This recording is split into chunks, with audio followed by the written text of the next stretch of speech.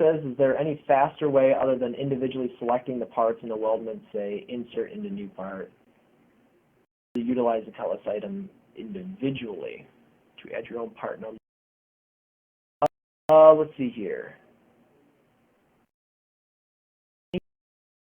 Faster way other than individually selecting the parts in a weldment and selecting insert into new part to utilize your cutlass items individually.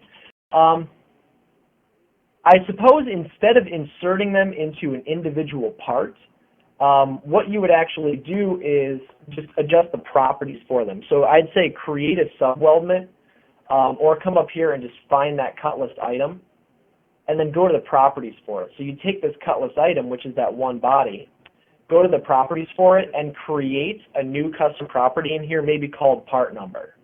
So if I actually generate a new item called part number and then do 1, 2, 3, 4, 5, now in that cutlass, you could tell it to generate a custom property called part number that would generate that info.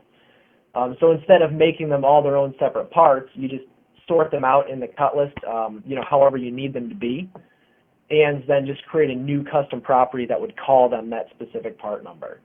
And don't forget, you also have the ability to change the names of these bodies right here. So if you were to right-click on there and do a rename on it, or do that slow double-click, you should have the option to change those bodies' names.